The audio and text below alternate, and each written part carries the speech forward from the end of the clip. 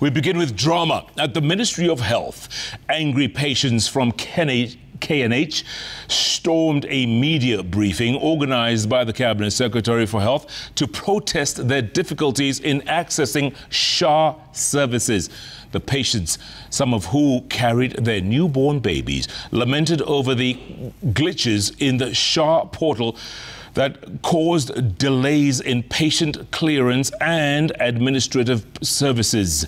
Now, the breach raises concern over how they can access highly guarded wing, which hosts the CS's official boardroom, which requires biometric to access. Let's start our broadcast with our very own Mary Morky. Coming here for treatment. From last week, Wednesday, the systems are not working. In a daring and never-seen-before attempt to have their grievances against SHA heard by the real decision makers at the Health Ministry, This man has a child. Angry patients from the Kenyatta National Hospital stormed the boardroom at Afya House, where the health CS and top officials in the Ministry of Health had just concluded a press briefing where, ironically, among other issues, the health bosses elaborated on the success of SHA, the patients lamenting on the pain and suffering SHA has visited upon them. It is not working. They are not approving. We have walked all the way to NHIF. We have been told that they are unable to access the portal. We have been in Kenyatta waiting for that portal to open, and it is not opening, it is not working. Please be aware, it is not working. Pesa inaingia, ukilipa SHA, you're told lipa 6 months upfront. Ukilipa SHA inaingia, pesa inaingia, hiyo ihang. Lakini matibabu hatupati Kenyatta. Sababu ya nini? SHA haifanyi, sijui OTP haijatumwa, sijui nini. Over there we had many people working. Hapo Kenyatta wako nje, hawasaidiki. Sababu ya nini? Hawezi saidika unless SHA ikuwe approved.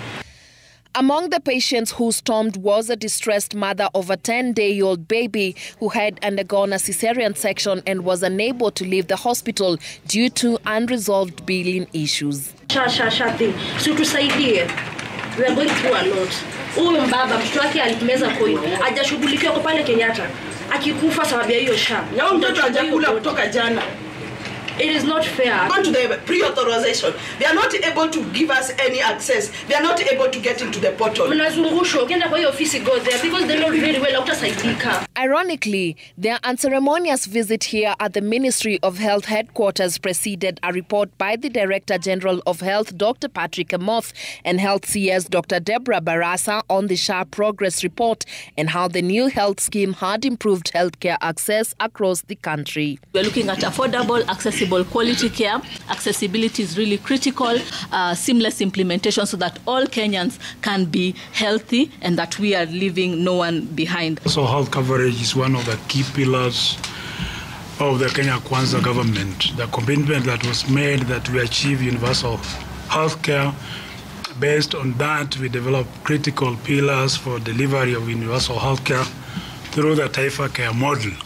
We have so far collected more than 20 billion, and we have, like the DG had said, been disbursing, and we continue to disburse to hospitals. Something called SHA. She's carrying the baby everywhere she's moving. The patients, however, say that is not the case, and the experiences at Kenyatta have been nothing but horrible. The Kenyatta National Hospital has since issued a statement admitting to a lapse in patient care due to SHA-related outages and assured all patients that services have been fully restored.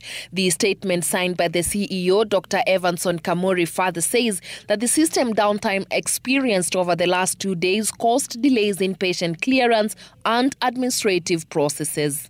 This played out even as speculation is rife of infighting at the Ministry of Health, pitting the CS and the Principal Secretary of Medical Services, Harry Kimtai, gave conflicting directions on the appointment of Andrew Mulwa to NASCOP, with Barasa revoking the deployment of Mulwa, former KEMSA CEO, which had been made by Kimtai. Hakuna kupigana. Hakuna kupigana. So the deployment, reshuffling of the staff is there. And everyone has their concerns. We routinely engage as a ministry. Unfortunately, our PSS could not be available, and that is because there was another meeting at State House. I can assure you there is fruitful discussion among the top leadership. Questions linger on how the angry patients were able to access the highly guarded executive wing where the CS office and boardroom are located. The entrance is manned by 2 armed administration police officers and requires biometric access to enter. The storming of Afya House by disillusioned patients is the strongest indication yet that the transition from NHIF to SHA still has a long way to go. Mary Mwoki, Citizen TV.